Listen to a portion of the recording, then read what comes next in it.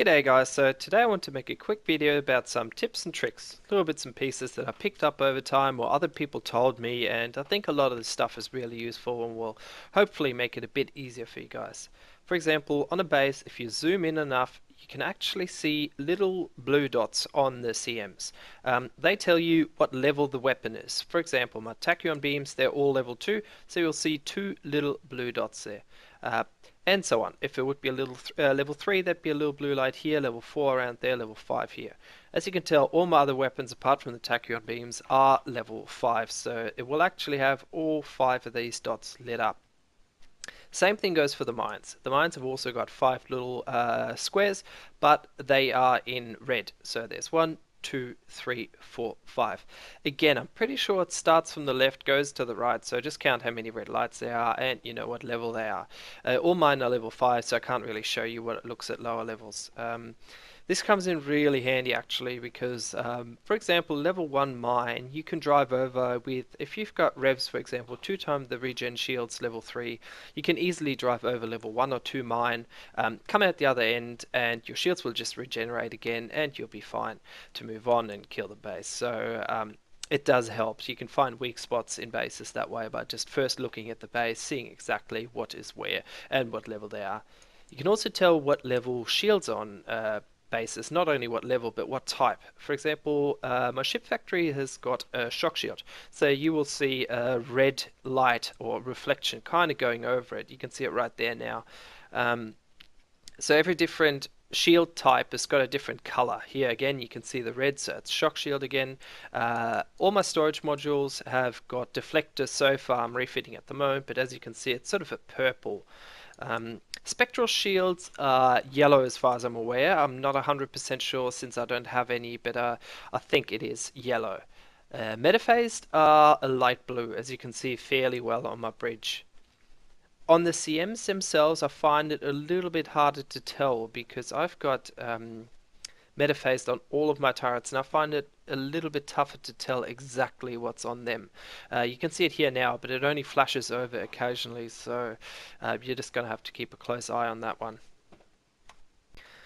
Next thing I like to cover is fleet stacking and how to get into planets, the best chances of hitting bases without actually being attacked after or before.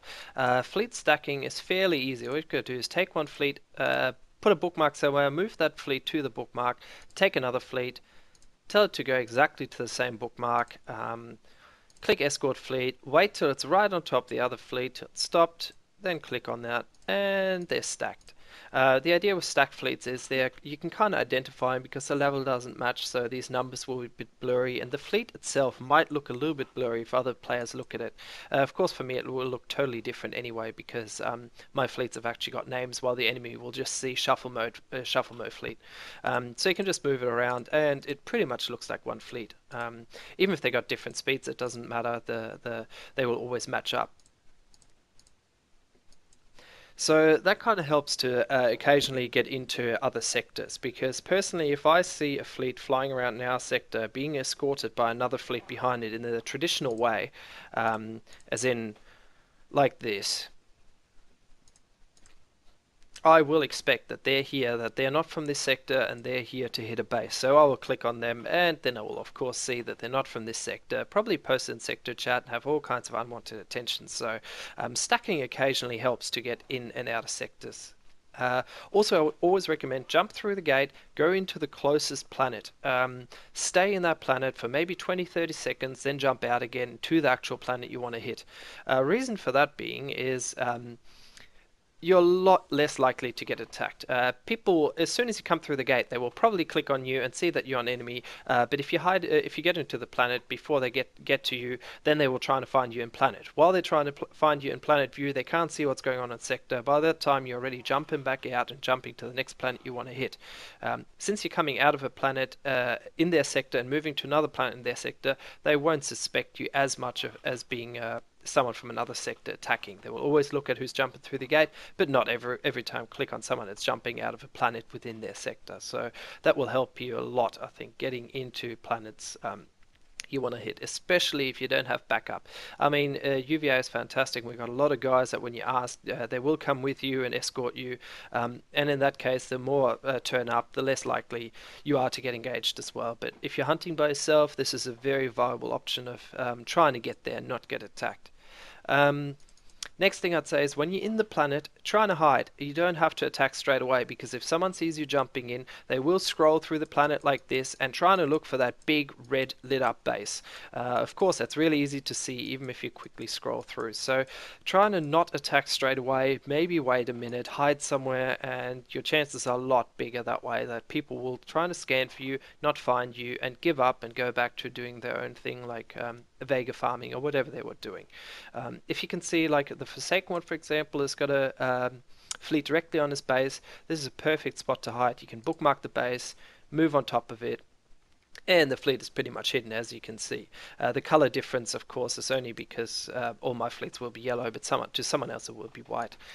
You can see it on the name because, of course, our names are blended together, so you will see that looks a bit dodgy, but if people scroll past, they won't necessarily see it. It's definitely a better option than trying to put them, than leaving them somewhere just an open space, because, I mean, there's not a lot of people apart from around the antimatter fleets that field, sorry, that they actually leave their fleets there. So if I see a fleet somewhere sitting in space like that, it looks a bit suspicious.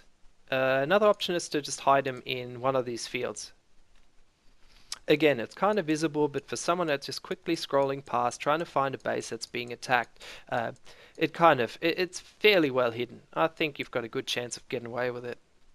I've personally, in my older lines, got away with this a lot of times since I didn't have all the backups for people to come with me all the time when I was hitting bases. So this is a very good option when there's no one else online that can help you.